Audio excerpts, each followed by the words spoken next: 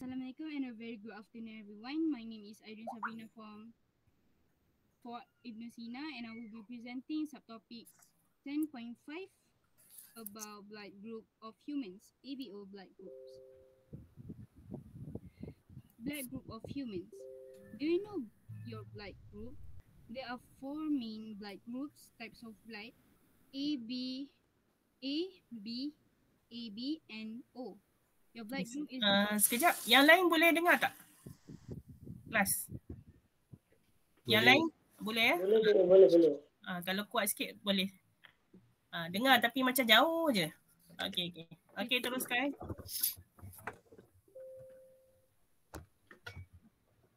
Okay. Do you know your blood group? There are four main blood groups, types of blood, A, B, AB, and O. Your blood group is determined by the genes you inherit from your parents. Each group can be either Rhd positive or Rhd negative, which means in total there are 8 blood groups. How do you determine your blood type? Blood types are determined by the presence or absence of certain antigens, substances that can trigger an immune response if they are foreign to the body. Since some antigens can trigger a patient's immune system to attack the transfused blood, safe blood transfusions depend on careful blood typing and cross-matching. What is agglutination? Agglutination means clumping of red blood cells together due to antigen-antibody reaction. Antigen-antibody reaction is a specific chemical interaction between antibodies produced by B cells of the white blood cells and antigens during immune reaction. The antigens and antibodies combine by a process called agglutination. Agglutination causes red blood cells to undergo clumping and intravascular hemolysis. Intravascular hemolysis is the destruction of red blood cells in the circulation with the release of cell contents into the plasma. Blood coagulation or clotting is the process of converting blood into a semi-solid jelly-like substance. Compatibility of blood types of the donor and the recipient table. Compatibility of blood types. Antibodies in the plasma of donors with different blood types cause a reverse situation. For example, since a person with type AB blood makes no antibodies against type A or type B cells, his or her plasma can be given to a person with type A, type B, type AB, or type O blood. In emergency situations, when the recipient's blood type is unknown, the person can receive type O negative red cells without producing an ABO or Rhd incompatibility reaction. In other situations, even non-emergent, where the recipient's specific blood type is known, but there is no type-specific blood available, a compatible type may be used if determined to be compatible by cross-matching. Cross-matching is a simple and commonly practiced laboratory test that verifies blood compatibility. Okay. Dalam bahasa Melayu dia, kalau macam emergency situation, kalau penerima darah tu punya blood type tak tahu, so orang tu boleh terima type O negative sel darah merah tanpa menghasilkan apa-apa reaction ketidaksesuaian ABO atau Rhd. Dalam situasi lain, kalau penerima darah tu punya blood type dah tahu tapi tak ada darah yang sesuai untuk dia, macam mana? Darah yang compatible type, jenis yang sesuai untuk dia boleh determine using cross matching method. Cross matching tu macam blood test untuk tahu kesesuaian darah tu. Jap. ABO incompatibility happens when a mother's blood type is O and her baby's blood type is A or B. The mother's immune system may react and make antibodies against her baby's red blood cells. The consequences and treatment are similar to rhesus disease. Irene rujuk slide mana tu? Slide ni lagi ke? Yup. Yang Okay, bawah ni nampak tak? Yang bawah. Yang kecil ni? Yang jadual bawah tu. Okay, blood. Okay, mother's blood type. Okay. Next, antigen and antibody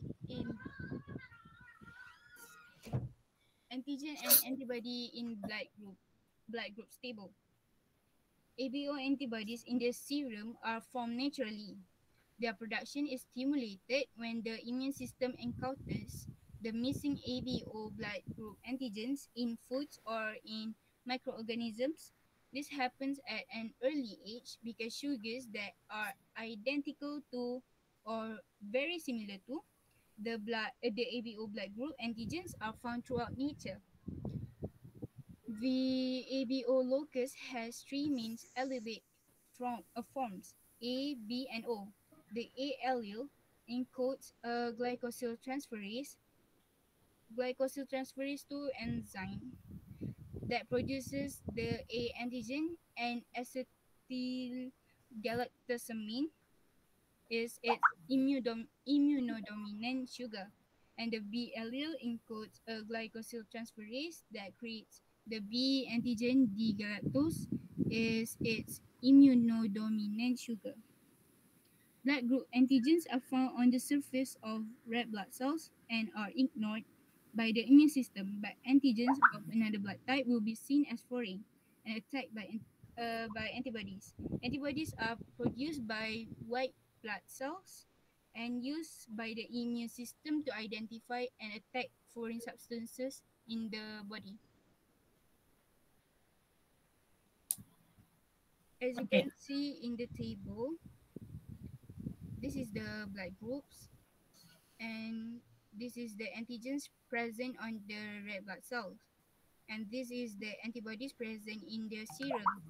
This is genotype. Genotype is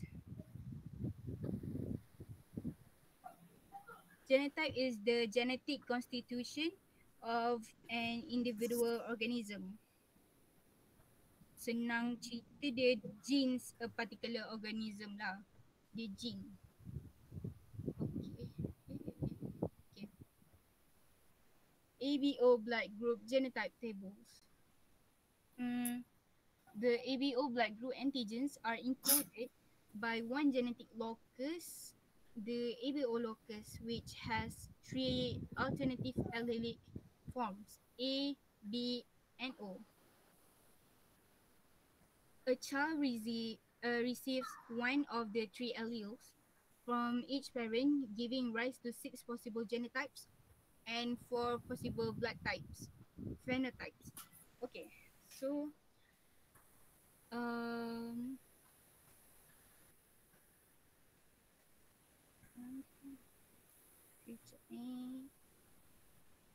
okay. Gene locus tu a locus the specific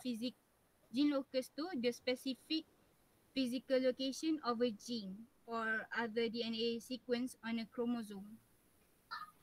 And then alleles tu, allele is each of 2 or more alternative forms of a gene that arise by mutation and are found at the same place on a chromosome. And phenotype is the set of observable characteristics of an individual resulting from the interaction of its genotype with the environment. The 4 basic ABO phenotypes are O, A, B, and AB. After it was found that blood group A RBCs, blood group A red blood cells reacted differently to a particular antibody later called anti-A1. The blood group was divided into two phenotypes, A2 and A1. Red blood cells with the A1 phenotype react with anti-A1 and make up about 80% of blood type A. Red blood cells with A2 phenotype do not react with anti-A and they make up about 20% of the blood type A. A1 red cells express about 5 times more antigen than A2 red cells, but both types of red cell react with anti-A. And as far as transfusion purposes are concerned, the A1 and A2 blood groups are interchangeable. Ni rupa-rupa blood group 2. So as you can see, this is the surface antigen. Surface antigen tu dia punya cell markers, also known as cell markers. Surface antigen tu dia serve as monograms to help identify and classify cells. Majority of them are molecules or antigen within cells plasma membrane. Okay, and this is the agglutination, and this is the hemolysis. How do a person get their blood type? Just like eye or hair color, our blood type is inherited from our parents. The combination of alleles that are inherited from parents that determines with which glycoproteins, which is antigens, are found on person's blood cells and thereby their ABO blood type. Each biological parent donates one of two ABO genes to their child. The A and B genes are dominant and the O gene is recessive. For example, if an O gene is paired with an A gene, the blood type will be A. Genetics of the ABO system. The ABO blood group system is controlled by a single gene on chromosome 9. There are 3 common alleles for the gene, often represented by the letter IA or A, IB or B, and I or O. With 3 alleles, there are 6 possible genotypes for the ABO blood group. Can a child have a different blood type than both parents? A child could have the same blood type as one of his or her parents. However, it doesn't always happen that way. For example, parents with AB and O blood types can either have children with blood type A or blood type B. These two types are definitely different than parents' blood type. But two O parents, for example, will pretty much always have O kids. They will match both parents. Thank you for listening. That's all. Okay, thank you Irene. Tunggu dulu. Okay, ada soalan tak dari yang lain? Faham tak? Kelas? Faham. Boleh kalau tak ada soalan, saya tanya soalan macam biasa. Azrinatun ada? Azrinatun? Tak ada cikgu. Okay, saya ada soalan. Apa dia antigen tu? Faham tak apa dia antigen? Apa maksud antigen?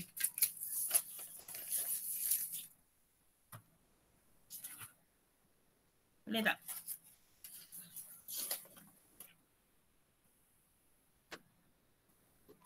Okay, Ismail.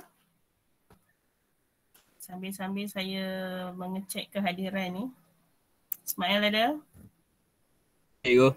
Apa dia antigen?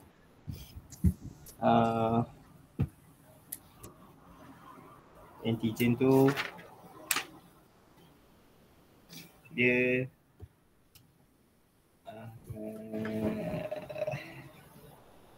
dia sejenis apa? Boleh makan ke, tak boleh makan ke? Buah-buahan ke? Buah-buahan Mail. Amboi, Amir. Boleh tak? Apa tugas dia dalam badan kita ni? Dalam badan ni ada antigen. Okay, tak dapat. Nanti kita tanya apa Airing. Okay, sebelum tu Azim, apa dia antigen? Sebab nak faham tajuk ni, kena tahu dulu apa dia antigen, apa dia antibody. Kalau tak faham satu abuk lah jawab dia. Okay Azim. Tak boleh. Sama Azfar? Azfar? Cikgu. Antigen. Banyak lagi nak belajar ni. Antigen tu macam mikroorganisma. Mikroorganisma. Okey. Tapi tak tepat lah. Okey, idea tu adalah. Okey, next. Aiman Danish.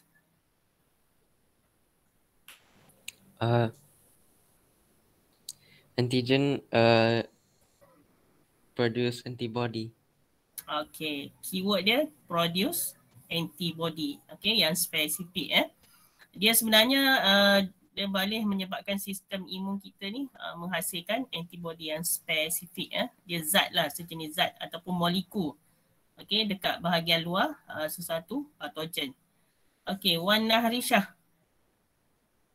Wan Nahrisyah.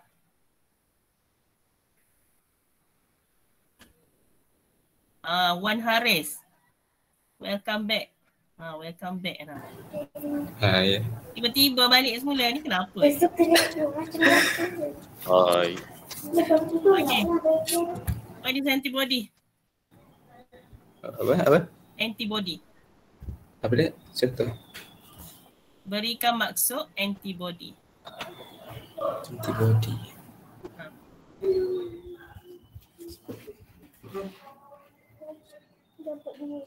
Buahan weh.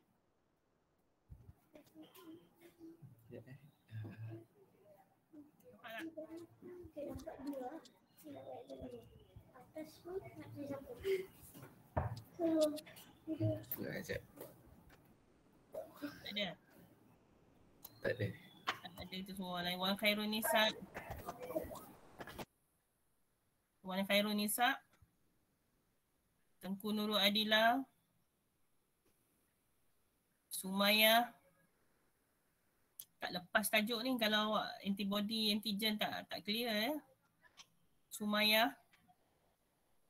Nama ada orang tak ada ni. Antibody. What is antibody? Ada suara. Apa dia? Musim-musim corona ni antibody kena kuat selalu orang cakap. So apa dia antibody tu? Syirah Nur Rashikin. Syahira. Rukaya. Semua tak ada. Semua tak ada. Nama semua ada Saya baca kat sini nama. Semua join ni. Orang tak ada. Sambil. Okey, siapa tu? Syahira. Okey, jawab Syahira. Antibody tu lawan bakteria. Lawan bakteria. Memusnahkan bakteria. Dia tu apa sebenarnya? Dia tu siapa? Itu fungsi dia. Ataupun itu sebahagian daripada tugas dia. Dia tu apa dia? Apa dia benda tu? Antibody tu apa? Dia sejenis apa? Minuman ke kuih ke? Samir suka sangat kuih-kuih buah-buah ni. Syahira. Kena tahu antibody tu apa dia? Kena tahu tu dulu. Kena kenal dia dulu. Awak tak boleh terus tahu bagi tahu dia punya fungsi. Okey, Nik Luqman nak jawab. Okey, cuba. Blood protein. Kuat sikit. Sejenis. Saya dengar protein je. Okey, saya sambung lah. Okey, glycoprotein dia sejenis Glycoprotein. Yes, okay, good. Glycoprotein, okay, dengan struktur dia yang tertentu yang akan dirembeskan oleh sel-sel beta, okay, dalam bahagian badan kita lah, okay. Yang mana dia diaktif, okay, menjadi sel plasma. Okay, dalam badan kita. So dia akan bertindak balas kepada antigen. So antibody ni dia sangat berkait rapat dengan antigen. Dia bertindak balas dengan antigen tertentu. Maksudnya mengikut dia punya struktur bentuk tu, sebab tu ada perkataan tertentu. Okay, mengikut pasangan dia. Dan dia akan bertindak secara reaktif terhadap antigen tersebut. Jadi ada antigen akan ada antibody. Okay. So kena dua perkataan tu kena faham lah dengan jelas ya. Apa dia antigen, apa dia antibody. Barulah awak boleh fahamkan keseluruhan cerita Irene tadi. Semuanya English tadi. Tapi adalah poin-poin yang Irene dah explain dalam BM sikit tu. Jelas lah. Okay. Okay, thank you Irene. Saya go through sikit. Mana yang apa masih lagi tak jelas apa, okay, belajar apa tadi. Okay, thank you Irene. Saya tunjukkan slide sikit. Okay. Nampak tak? Tak. Kejap. Okay, boleh? Nampak? Okay. Nampak. So tadi cerita keseluruhan secara sepintas lalu, okay. Berkaitan dengan kumpulan darah manusia. Semua orang dah tahu ABO. Okay. So kita ada penderma, kita ada penerima. Okay. Rukayah, kumpulan darah yang baik hati siapa? Yang mana satu Rukayah? AB. Yang baik hati, bukan yang kedekut. Oh, kot. Kod tu buatnya O, penderma. Okay, penderma universal adalah kumpulan darah O. Okay, thank you. Dan penerima universal adalah AB. Okay, sebab dia hanya terima AB sahaja, ataupun dia hanya untuk AB saja. Okay, O ni dia boleh bagi dekat semua orang. Okay, kemudian kat sini ada dua perkataan penting yang saya highlight tadi. Okay, penerima mempunyai antibody dalam serum darah. Okay, darah kita ni dalam aliran darah tu ada serum dia. Perkataan serum tu awak pernah dengar, selalu dengar. Okay, dan dia boleh bertindak terhadap antigen pada sel darah merah seseorang. Okay, so sel darah merah awak, okay, kita semua ni, di luar itulah terletaknya antigen. Okay, sebab dia duduk sebagai askar lah, okay, tepi-tepi sel darah merah tu. Okay, sebab dia nak menghasilkan antibody yang spesifik nak melindungi kita semua. Itu dia antigen dengan antibody tu. Okay, so dia berkait dua orang tu, kena bekerja rapat lah. Okay. Okay, so ini dari segi konsep pemindahan darah. Okay, dalam kumpulan darah yang berlainan. Okay, Irene dah tunjuk tadi. Okay, ini dia antigen di luar. Dan kita ada antigen A, mengikut kumpulan darah lah. Antigen B, okay, di luar sel darah merah. Okay, kita dah belajar sel darah merah kita panggil apa dalam istilah bio? Rihadatul? Istilah bio sel darah merah apa? Istilah muda? Hemoglobin. Lari tu. Hemoglobin dalam. Kuat sikit. Eritrosit. Okey, eritrosit. Hemoglobin dalam sel darah merah ya. Okey, hemoglobin yang memberikan pigmen sel darah merah tu warna merah. Okey, hem. Hem tu zat besi ya. Perkataan daripada Ferrum. Ingat balik sebelum cuti dah belajar. Okey. Okey, so ini adalah kumpulan darah A. So di luarnya adalah antigen A dan antibody-nya adalah anti-B. Ini kena faham ni sebab awak nak tahu kumpulan darah, kita akan buat ujian kumpulan darah. Okay, pergi dekat klinik ataupun hospital buat ujian kumpulan darah. That's why semua sepatutnya tahu kumpulan darah apa. Jadi senang kalau accident ke ataupun nak derma darah ke, tak membuang masa. Nurse ataupun doktor boleh terus tetapkan ataupun matchkan darah kalau darah tumpah darah dan sebagainya. Jadi mudah untuk pihak hospital matchkan kumpulan darah untuk tambah darah pada badan seseorang tu. Jadi kena tahu kumpulan darah. Jadi kalau siapa yang belum buat tu boleh buat dekat farmasi pun ada. kat klinik-klinik pun ada. Okay, contoh saya kumpulan darah B. Ada lagi tak yang lain tahu kumpulan darah apa? Saya nak cerita dekat sini. Siapa tahu dia kumpulan darah apa? Ada tak? Oh, Siapa tu? Ismail? tak cikgu. Tak nampak. Dapat. Samir. Okey, Samir darah O. Okey, contoh kat sini, okey, kumpulan darah A, B, AB. Oh, sini tak ada darah O pula. Dia tak tunjuk contoh. Jadi saya ambil darah saya lah. Saya darah B ya. Okey. Kumpulan darah B. So dalam badan saya darah merah saya ni ada di luar tu ada antigen B. Okey. Dan saya punya antibody adalah anti-A. Jadi saya tak bolehlah terima darah dari kumpulan siapa agaknya? Siapa faham? Saya tak boleh terima darah daripada kumpulan mana? Cepat. Saya darah B ni. Kelas? Hello. Sekarang ni saya kekurangan darah. Contoh. So saya tak boleh terima kumpulan darah mana? A. A. Okey, kenapa A? Kenapa A? Musuh-musuh. Saya Musuh-musuh ketat. musuh ketat sebab saya ada antibody anti-A. So saya tak bolehlah terima darah A ni ataupun A ni ataupun orang darah A ni ada antibody anti-B. Dia anti-B. So kalau saya terima orang dari kumpulan darah A ni, so tak kenalah dia akan bergumpal. Okay, agglutination. Okay, so dia tak relate.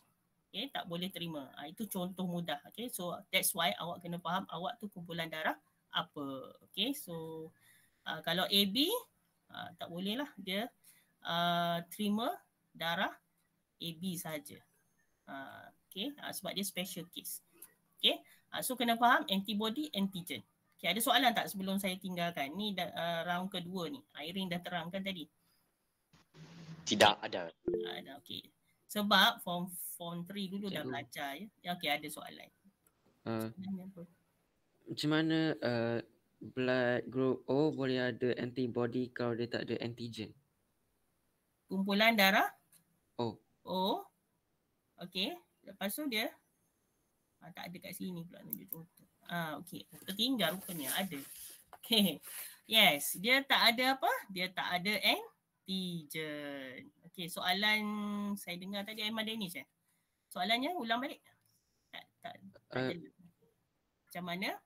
Macam mana blood group O boleh ada antibody kalau dia tak ada antigen? Oh, macam mana dia boleh ada antibody tapi tak ada antigen? Okay. Disebabkan dia ni special case ya. Special dia ni sebab dia ada dua antibody. Okay, dia ada antibody A, antibody B. Sebab tu orang kumpulan darah O ni dia dah memang kuat lah daripada orang lain. Biasanya macam tu lah. That's why kena faham antigen. Sekejap, saya cakap sikit Okay, sebab tu kena faham antigen tu apa. Okay, sebab tu antigen adalah menghasilkan antibody yang spesifik. Okay, so kalau tak ada, dia dah ada antibody yang special, yang khas iaitu A dan ataupun anti-A, anti-B tadi. Dia tak perlu dah ada antigen. Okay, that's why orang O, Samir tadi darah O. Okay, betul Samir? Samir nak tanyakan apa tadi? Tak ada. Tak ada. Dia orang kuat lah. Okay, orang darah O ni dia punya sistem pertahanan badan dia lebih kuat. Selalu kalau awak dengar orang kumpulan darah O ni bukanlah semua tapi kebanyakan kita tengok yang lebih peratusan lebih tinggi ya. Peratusan lebih tinggi kumpulan darah O ni untuk dapat penyakit tu agak bawah 50%.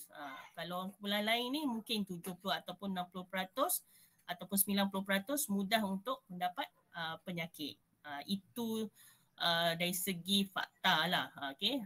Sebab dia specialnya dia punya antibody sangat kuat. Okay? Orang kumpulan darah O. Okay. Boleh Aiman Danish? Boleh ya? Boleh. Ini dah memang kan jawapan macam semula jadi macam tak logik pula. Ini dari segi fungsi. Okay? Fungsi antigen dan antibody tadi. Sebab tu kena faham antigen tu apa, antibody tu apa. So antigen dia untuk menghasilkan antibody yang spesifik. Tapi untuk kumpulan darah O ni dia dah tak perlu sebab antibody dia dah glycoprotein tadi struktur dia tu dah kuat. Okay? So dia boleh bertindak balas dengan antigen-antigen yang lain. Okay? Macam kumpulan darah B, dia boleh terima darah O. Okay, dia boleh terima. Sebab O ni kan penderma, dia boleh terima. Okay. Okay, soalan lain sebelum saya go through lagi nak masuk bab tajuk seterusnya. Tak ada ya? Okay, soalan. Okay, ada soalan tu? Ataupun nak suruh saya teruskan tu? Jadinya yang AB. Okay, AB. Kuat sikit. Yang AB tu kan. AB terus penerima tu sebab kita ada tiada antigen ni kan. Dia tiada antibody. AB, okay. Dia tak ada antibody. Yes. Okay, tu terbalikkanlah. Sebab tu ada penerima ni kan. Ya, sebab tu kebanyakan kumpulan darah AB ni dia satu orang ataupun individu yang AB ni jarang. Kalau 1% tu kata dalam 60 atau 70% dia. Yang maksudnya dia berkurang daripada kumpulan darah A dan B ni. Dan bila seseorang tu AB, biasanya sistem imun badan dia agak lemah. Dia terbalik lah. Kalau yang O tadi dia kuat sebab dia antibody dia dah kuat. Okay. Yang ni lemah sikit lah sebab dia antibody dia tak berapa kuat. Bukannya meninggal terus, tak ada. Okay. Kita tak ada mati atau hidup. Ini semua dari segi sistem imun badan kuat ataupun lemah. Okay. Tapi dia stay okay lagi macam kita macam biasalah. Cuma dia mungkin cepat demam, cepat sesama, itu je lah. Okay. Kalau macam corona sekarang ni orang lain mungkin lambat sikit darah O ni, dia mungkin cepat lah, gitulah. Okay, soalan lain ada tak? Okay, tak ada, saya teruskan ya. Okay, ni dah tadi. Okay, tadi Irene sebut tak yang ni? Sebab saya rasa research ni untuk Nurin. Betul Nurin? Nurin bahagian saya. Yeah, okay, tak ada. Okay, so yang Irene tadi sampai sini je lah. Cuma ada Irene cerita pasal alil-alil tadi tu. Buku teks rasanya ada ke? Tu Irene? Tak ada, buku teks sikit. Tak ada sebab alil tu nanti form 5 ya. Tu saya risau tu, takut awak lagi pening. Alil tu form 5 nanti. Tapi tak ada masalah untuk penambahan daripada Irene tadi. Dia dari segi pewarisan darah ni, kumpulan darah ni, kalau mak ayah dia AB, ayah dia AB, mak dia O, so anak dia akan mewarisi salah satulah.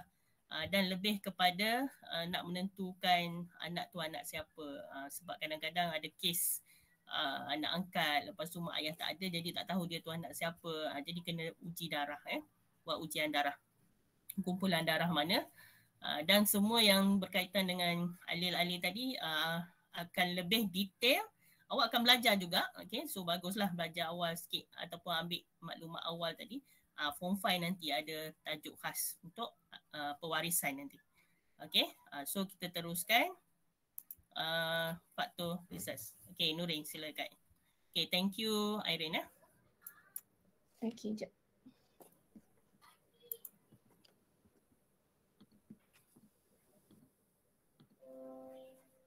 Kalau ada nak tanya lagi boleh simpan lepas ni. Okay, nampak ke? Okay dah. Ada. Okay, jap.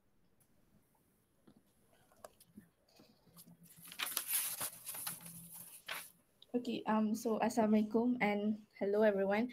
So today I'll be presenting on rhesus factor and also its relatability dengan pregnancy. Okay, so what is actually rhesus factor? So rhesus factor ni pun dikenali sebagai antigen D. Antigen D ataupun rhesus factor tu ialah is the same thing.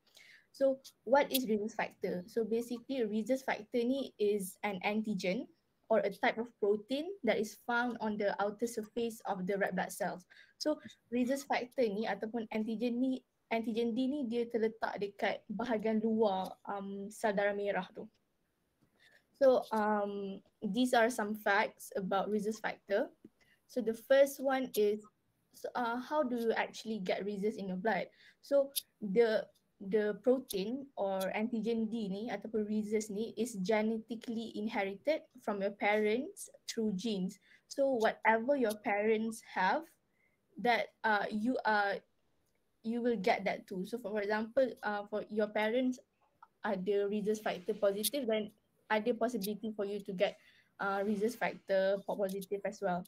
So the second one, does everyone have rhesus factor in their blood? So semua orang ada 2 rhesus factor in their blood, because one will dapat from the mother and another one will get from the father. So it is either you are Rh positive or you are Rh negative. If you are Rh positive, then you have rhesus in your blood. But if you are Rh negative, then you don't have any rhesus in your blood. Sebab maybe your parents tak ada rhesus dalam darah dia. Sebab rhesus ni dia memang genetically inherited. So kita tak boleh nak determine our future children punya rhesus sebab tu semua through genetics. And then why is rhesus factor important? So rhesus factor ni, it is very important for you to know your Rh status, especially women if you are pregnant, because Rh factor ni dia boleh menyebabkan Rh incompatibility ataupun hemolytic disease during the pregnancy. So what is Rh incompatibility ataupun hemolytic disease ni? Hemolytic disease ni dia selalu terjadi during pregnancy when a woman who is Rh negative tapi dia becomes pregnant with the baby yang Rh positive. So possible ke baby ni dapat Rh positive blood? It is possible if the husband or the father is Rh positive. So maybe the baby tu inherited Rh positive gene from the father. So that's why benda tu buat possible. So rhesus incompatibility ni dia terjadi bila Rh negative woman tu dia akan try to destroy Rh positive blood from the baby by making anti-Rh antibodies. So antibodies from the mother tu dia boleh cross through the placenta and attack the fetus blood cell. So how Rh incompatibility ataupun hemolytic disease ni terjadi? So basically case ni dia starts bila Rh positive man marries Rh positive woman. So ada possibility yang woman tu akan get pregnant with Rh positive fetus sedangkan dia Rh negative, because the child tu maybe inherited rhesus ataupun antigen D tu from the father. So that's why there ada possibility for the baby to get Rh positive. Lepas tu during the last months of pregnancy, usually dalam bulan ke-6 ataupun 6 ke atas pregnancy, ada tendency untuk Rh positive blood from the baby tu enter dia punya mak punya bloodstream. So bila the blood from the baby, sebab diorang punya jenis darah lain. So bila the blood from the baby enters the mother's bloodstream, the mother's punya white blood cell akan react. So with the rhesus, with the antigen D yang dalam blood baby tu. So bila dia dah react, mother's punya immune system will produce anti-Rh antibodies yang akan destroy fetus punya red blood cells. Tapi bear in mind this problem happens during the first pregnancy. So bila during first pregnancy, the mother's body tu dia baru recognize benda asing tu. Benda asing tu apa? Benda asing tu Rh positive blood from the baby. So bila dia baru recognize benda asing tu, body dia tak produce banyak lagi antibodies. So the concentration of the antibodies inside the mother's body is not enough to affect the current child.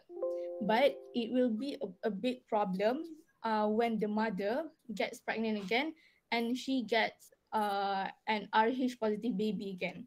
So bila next pregnancy, sebab bila once mak tu punya body dah recognize benda asing, dia punya body akan keep producing more and more antibodies forever kalau dia tak ambil medication untuk stopkan production antibodies tu. So bila dia dah pregnant lagi, dia punya amount of antibodies in the body akan bertambah, keep increasing from time to time. So ada possibility yang agak tinggi untuk the second baby will get attacked by the antibodies.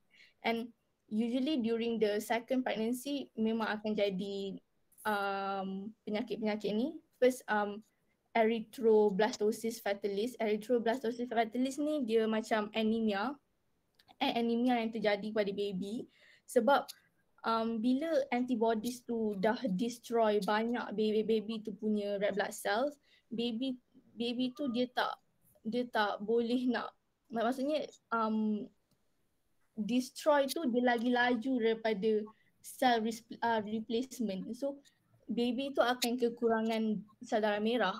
So bila dia kekurangan sel darah merah, dia akan alami anemia lah. Lepas tu baby tu boleh juga kena jaundice. Selalu dengar macam orang Melayu selalu panggil demam kuning. Demam kuning tu jaundice.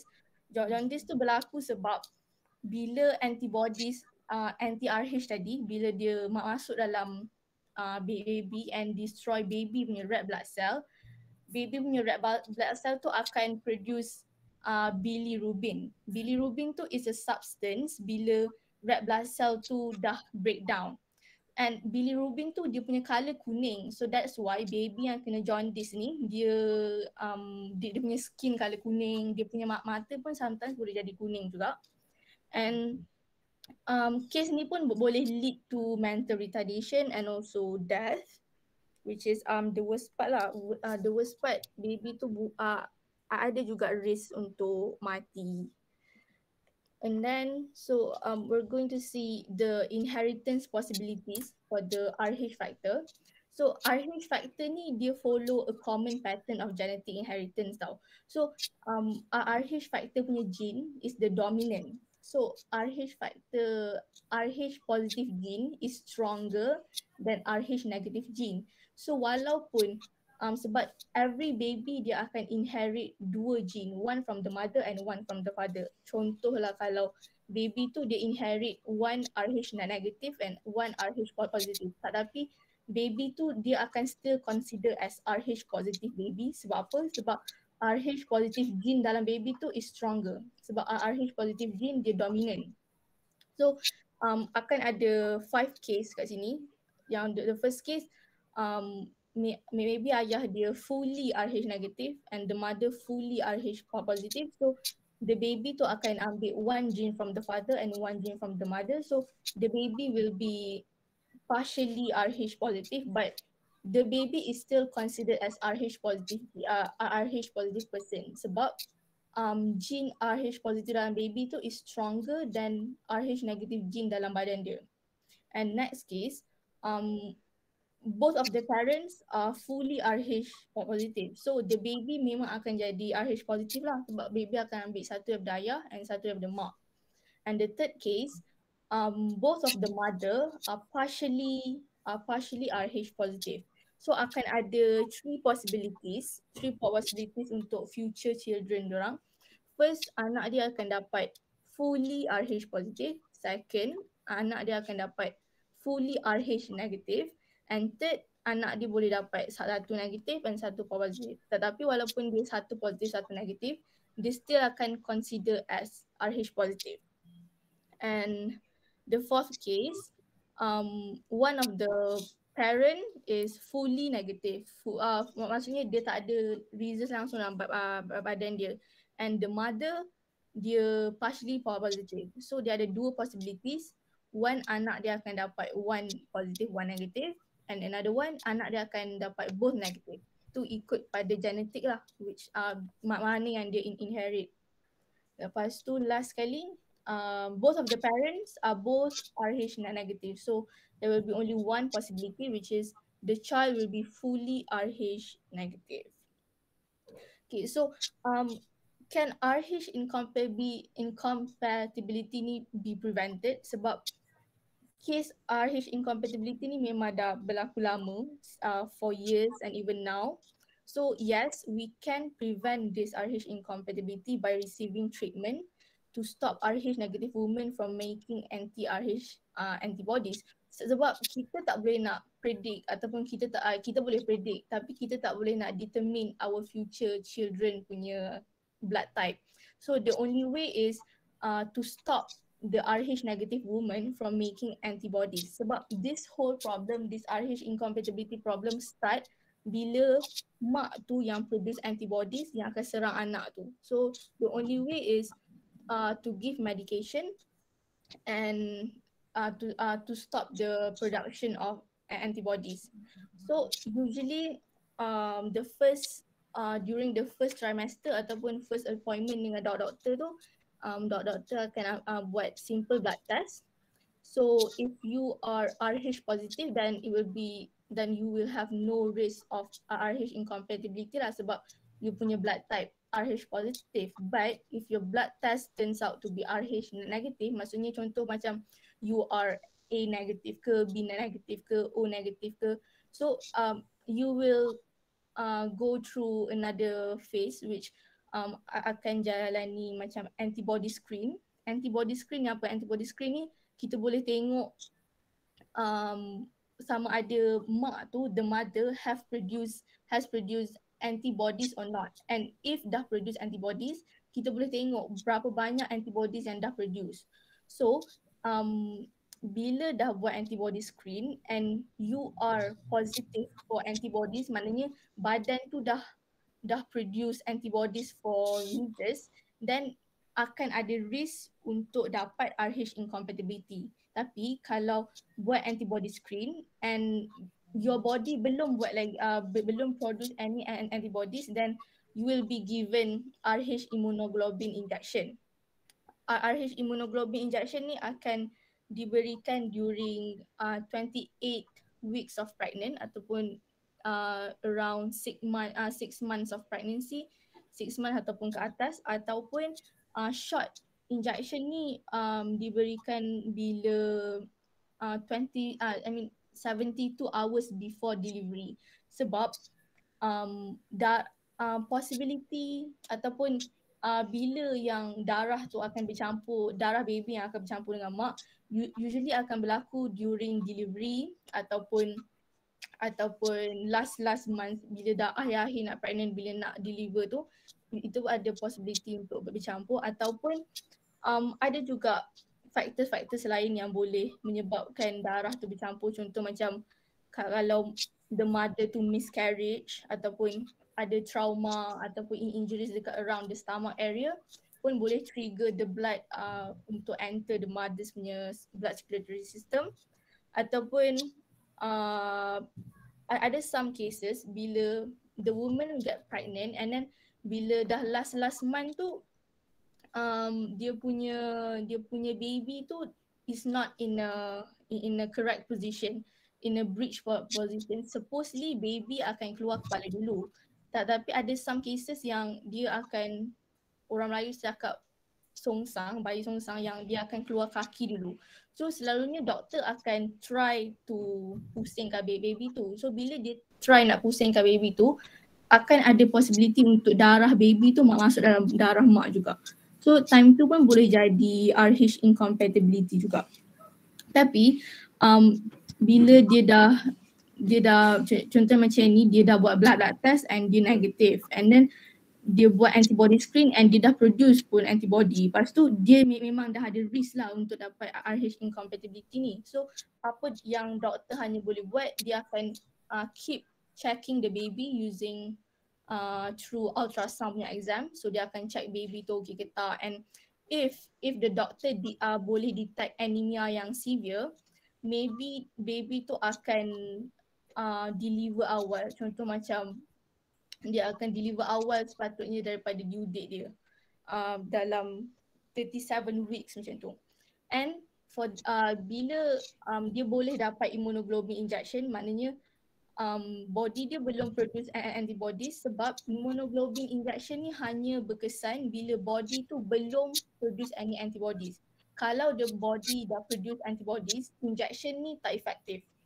So if let's say in the future the mother gets pregnant again and the baby is positive again, the mother will need to repeat the dose. So macam every pregnancy dia akan ambil dose immunoglobulin ni, sebab dia takkan kekal dalam badan tu. Ya, saya rasa tu je. So, Okay. have any question? Jangan tutup slide lagi. Okay. Okay, soalan. Jelas tu. Satu-satu dah tu. Explain tu. Okay, soalan. Faham tak? Saya risau yang ini ya. Sebab tajuk ni selalu kalau senior-senior dululah. Tak tahu awak ni lagi advance kot. Mungkin mudah faham bab ni lah dia orang macam memang susah nak faham lah. Okay, ambil masa 2-3 kali ya, ulang. So saya harap kalau tak faham sekarang tolong tanya ya. Nurin tolong slide yang ketiga tadi. Tengok. Kedua, okay this one. Ini? Yang ni, okay, sekejap yang ni. Okay, yang lain boleh faham tak? Yang ni lah selalu selalu pelajar confuse. Okay. So tak ada soalan? Tak ada soalan, saya tanya soalan. Kelas? Hello? Tak ada Tak ada. Tak ada. Syazwina?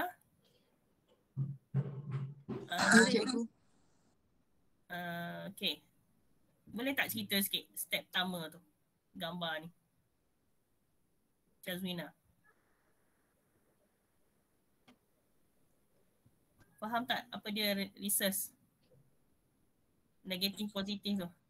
Faham cikgu, tapi kalau untuk terangkan masih macam kena selalu tu lagi lah. Okay. Faham sendiri dulu Okay, tak apa. Saya faham. So lepas kelas kena baca balik. Dia sekurangnya 5 hingga 10 kali baca. Barulah boleh awak boleh cerita dekat orang. Baru betul awak faham. Okay? Kena praktis, bagi tahu, explain dekat kawan. Sebab tu ada kumpulan. Okay, ada kumpulan. So tolong ketua-ketua kumpulan buatlah discussion. So kena buat pengulangan. Jadi setiap ahli tu boleh terangkan kepada ahli yang lain. Itu baru maksudnya dah faham. Okay. Okay, Nurin, slide yang next. Yang ni. Okay, yang ni. Okay. So untuk ini, okay, pewarisan ni, ini akan awak akan belajar lagi nanti form 5. Okay, cuma saya nak cerita dekat sini. Okay, mungkin akan ada yang risau nak kahwin, tak tahu bakal suami bakal isteri tu research apa, negatif ke positif. Itu boleh buat blood test, okay, kumpulan darah dahulu. Okay, so kalau macam satu pasangan tu, okay, suami ataupun isteri dia positif, okay, dua-dua positif, so selamatlah, okay, tak ada masalah. So ada kes, okay, yang sahabat saya pun dia O negatif, jarang kita dengar O negatif. Okay, so kalau O negatif, di sinilah. Okay, biasanya di sini ataupun di sini. Sebab ada negatif. Jadi risiko dia sangat tinggi kalau perempuan lah. Okay? Kalau negatif ni dari segi pelbagai penyakit lah kan, kemungkinan, okay? Bukannya kita nak tetapkan dia ni memang dapat penyakit ni sekian-sekian, tak ada kemungkinan ya. Cuma saya ambil contoh ni yang dah dapat sebab dia O negatif, so agak sukarlah untuk dia mendapat zuriat. Okay, jadi sampai sekarang dia susah nak dapat zuriat lah. Itu salah satu contoh. Bukannya awak ambil rigid, macam ni tak ada. Itu salah satu contoh. Okay, dan banyak lagi penyakit-penyakit lain yang Nurin bagi tahu tadi. Sekiranya reserve, okay, ataupun kumpulan darah awak tu kumpulan yang negatif, okay. Kalau saya B, okay, B positif. Kemungkinan saya duduk sini lah, okay, B positif. Okay, dan yang lain-lain ni, so bolehlah ambil tahu. Kalau sekarang ni pasangan nak kahwin, dia akan check untuk HIV ya. Tapi untuk ini agak kurang diambil serius lah sebab kita ada cara. Contoh tadi kita buat, doktor dah guna teknologi terkini, guna injection untuk mencegah kematian bayi yang baru dilahirkan sekiranya kumpulan darahnya negatif, okay, ataupun positif dan sebagainya lah. Okay. So boleh elakkan dan dah ada cara untuk mengatasinya. Okay. So next slide boleh tak? Cikgu. Okay, soalan. Satu lagi slide satu. Okay, soalan. Kalau kembar macam mana? Kembar. Okay, Nurin sekejap. Kembar maksud awak macam mana? Depend pada ni lah. Depends pada induk mak ayah tu. Okay. maksud Samir macam mana tu? Dari segi pewarisan dia ke? Macam kembar, dua dalam satu. Lepas tu dua-dua tu dia research dia berbeza lah. Satu RH positif, satu negatif. Okey. Nurin, slide yang tadi, yang cikgu tunjuk tadi. Satu lagi. Okey, yang ini. Okey, katakanlah dia anak kembar. Okay, contoh inilah. Chances. Okey. Semuanya boleh jadi. Sinilah kebarangkalian. Okay, konsep matematik tambahan ni kena belajar kat sini. Kebarangkalian ya. Bio ni banyak kebarangkalian. Jadi contoh pasangan ni. Okey, dia dapat anak kembar. Okey, jadi kebarangkalian tu untuk kembar tadi boleh tak dapat dua-dua negatif? Tak boleh kan, sebab dia mesti daripada satu mak satu ayah. Okey, form 5 nanti belajar pewarisan, dia jin tadi akan diwarisi okey daripada satu ibu satu ayah. Jadi kembar tadi pun sama, dapat satu positif satu negatif. Okey. Yang kembar kedua pula, kalau yang ini mak dua-dua positif, ini confirm lah semua kembar tu positif lah. Okey, yang ini kembar dia akan ambil sama juga. Okay, sebelah ni kembar, kita sebelah ni ya. So sama saja, tak ada apa tu, tak ada kelainan, sebabnya dia mesti ambil satu dari ayah, satu dari ibu. Okay, so ini kembar pertama, kembar kedua, kembar ketiga. Ini kebarangkalian dia. Okay, jelas tak Samir? Yang ni pun sama. Jelas? Okay. Okay, next penyakit tadi Nurin, saya nak tunjuk penyakit sikit. Okay ni ya, okay ni contoh jaundice ya. Jaundice yang selalu kita dengar memanglah biasa bayi dah lahir dapat penyakit kuning kan. Selain daripada penyakit kuning tu, saya tak sentuh yang research ni, saya sentuh yang jaundice saja. Yang warna mata kuning, perut buncit, boleh juga terjadi pada orang dewasa sekiranya bahagian hati dia rosak. Okey, hati dia mengalami masalah. Sebelum ni kita dah belajar bagaimana hati berfungsi. So sekiranya organ hati tadi rosak, yes, mata dia akan boleh lihat lah. Okay? Perut dia buncit, mata dia pun kuning. Okay? Contoh lain untuk jaundice ni. Okay, yang lain-lain ni saya harap faham lah step by step. Sebenarnya mudah je. Dia yang pertama, antibody mak dia tak kuat lagi. Jadi anak tu boleh hidup, tak ada masalah. Tapi kandungan seterusnya, sebab antibody mak dia dah banyak, dah standby awal. Jadi dia boleh efek pada fetus yang positif tadi. Sebab mak dia negatif kan. Okay. Tu yang akan ada penyakit-penyakit ni. Bayi yang cacat dilahirkan dan sebagainya lah. Okay, tapi sekarang ada cara untuk mengatasi dia. Okay, so kalau tak ada soalan saya teruskan. Saya nak pergi yang last, Norsyari Farhana. Okay, thank you Nuri.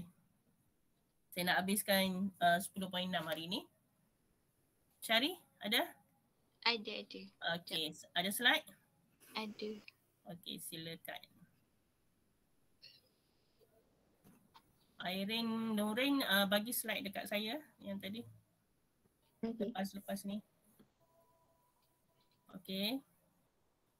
Okay, last untuk hari ni 1.20. Sekejap lagi.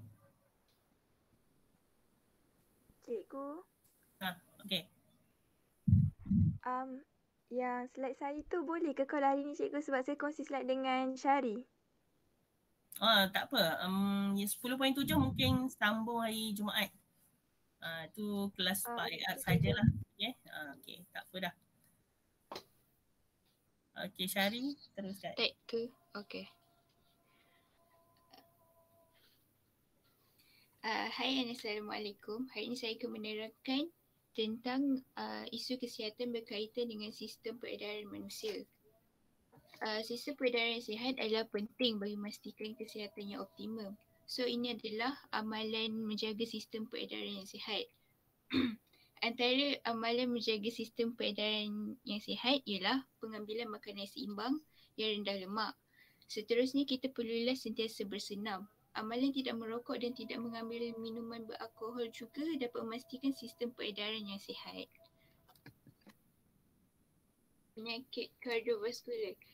Penyakit ini adalah masalah yang berkaitan dengan jantung dan sistem peredaran darah seperti hipertensi, angin ahma ataupun lebih dikenali sebagai stroke, arteriosklerosis, angina dan penginfarkan myokardium. Arteriosklerosis. Atherosclerosis ni adalah pembentukan dan pemendapan plak pada dinding dalam arteri.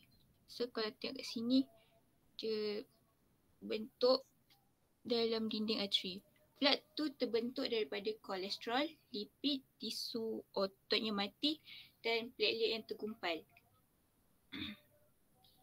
Plak akan menyumbat dan menyempitkan lumen salur darah. Atherosclerosis yang ditambah dengan mendapat kalsium, dia akan menyebabkan plak menjadi keras dan arteri akan menjadi kurang kenyal, dan ini dikenali sebagai atherosclerosis. Atherosclerosis pada salur darah, dia akan meningkatkan rintangan darah untuk darah mengalir, lalu jantung perlu mengepam darah dengan lebih kuat disebabkan pengaliran darah yang sukar, dan ini menyebabkan hipertensi. Hipertensi ni penyakit tekanan darah tinggi ataupun high blood pressure. Penyakit ini berpunca daripada pengaliran darah yang sukar dan ia boleh menyebabkan arteri halus pecah dan pesakit boleh mengalami stroke sekiranya ini berlaku di dalam otak. Stroke ni adalah satu keadaan di mana berlakunya penyempitan salur darah di bahagian otak ataupun salur darah pecah. Sebahagian daripada tisu otak akan rosak disebabkan kekurangan bekalan oksigen. Angin amar ataupun lebih dikenali sebagai stroke juga boleh disebabkan darah beku ataupun trombus yang menyekat aliran darah di otak. Trombus. Okay. Next, angina. Angina ni adalah tekanan ataupun sakit dada yang kuat. Angina berpunca daripada kekejangan arteri koronari. Sekiranya lumen arteri yang menjadi sempit ialah arteri koronari, arteri yang berada di jantung, kekurangan bekalan oksigen ke otot jantung dan ia akan menyebabkan angina. Last sekali adalah penginfarkan myokardium ataupun lebih dikenali sebagai serangan jantung. Ia terjadi apabila darah berhenti mengalir dengan betul ke bahagian jantung dan otot jantung akan tercedera kerana tidak menerima oksigen secukupnya. Kalau tengok video ni, bila jantung tidak menerima oksigen secukupnya, otot jantung akan tercedera dan darah akan berhenti mengalir, lalu arteri akan tersumbat sepenuhnya. Habis. Okay, slide akhir tadi. Tunjuk tak? Dah. Ini ke?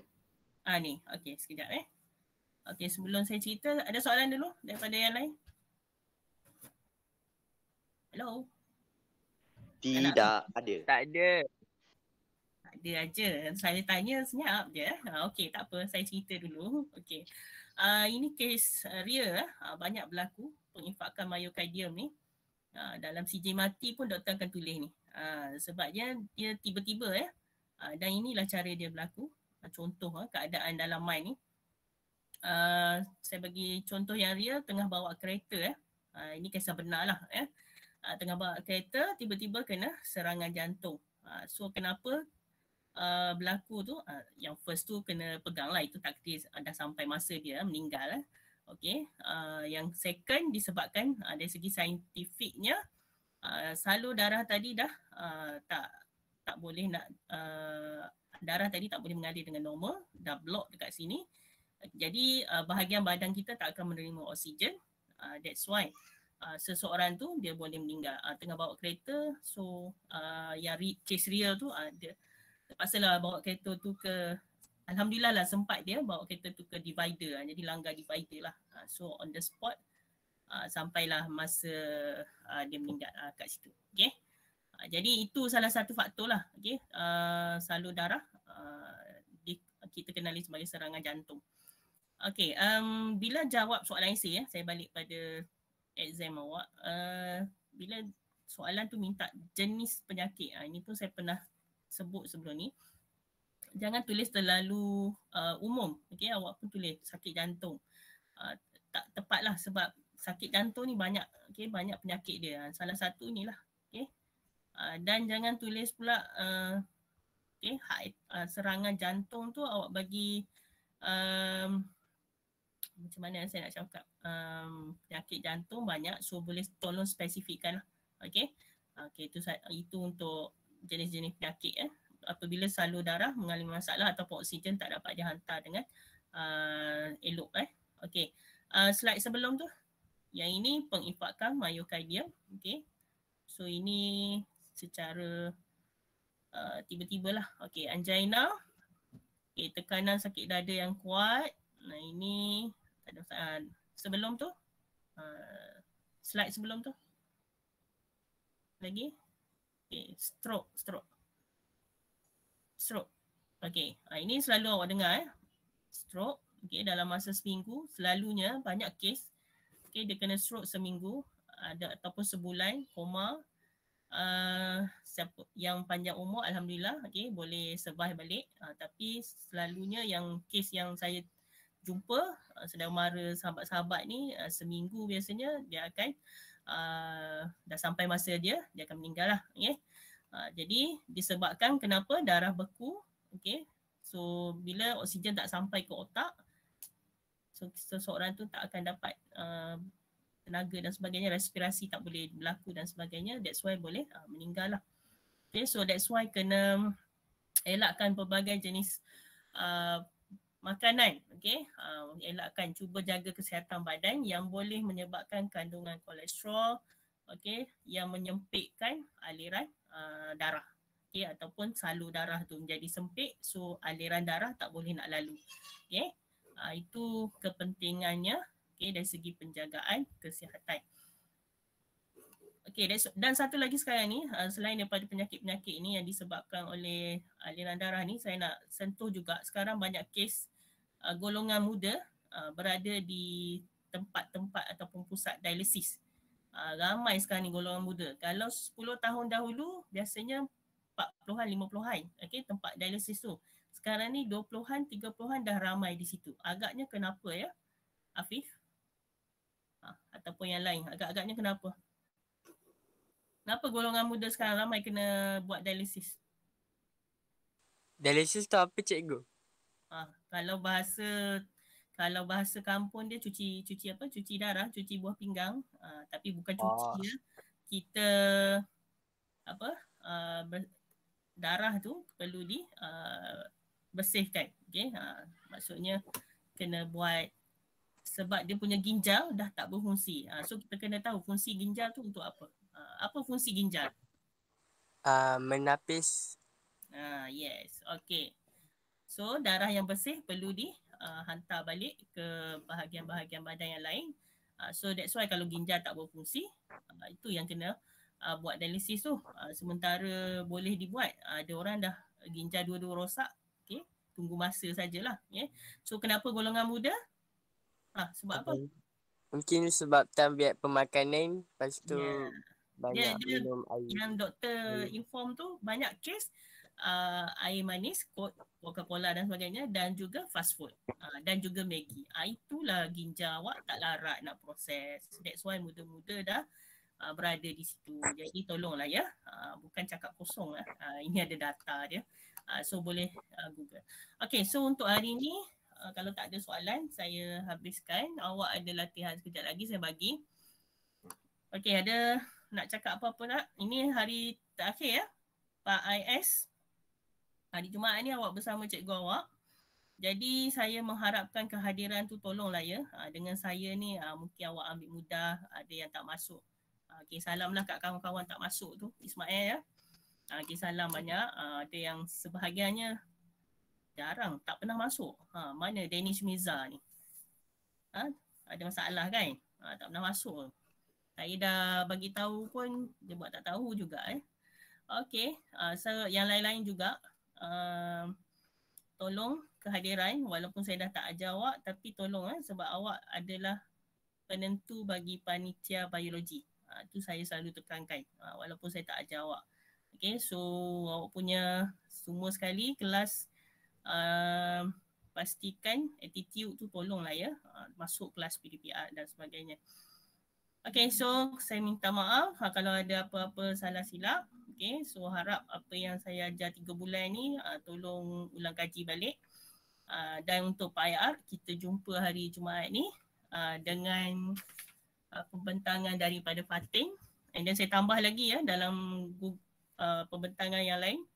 tengok Telegram nanti. Okay, so kalau tak ada apa, kita tangguhkan. Luqmanul Hakim, baca Walas. Luqmanul Hakim pun tak ada dah, tak ada orang dah. Mana Luqmanul Hakim? Wan Haris lah, kita dengar suara Wan Haris pula. Apa tak boleh? Walas. Ya, sekejap. Tutup kelas, habis dah kelas.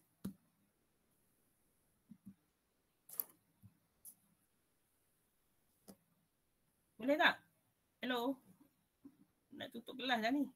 Okay. Bismillahirrahmanirrahim. Walas innal insana lafi khusr illa allazina amanu wa amilus solihati wa tawasaw bil haqqi wa tawasaw bis sabr. Amin.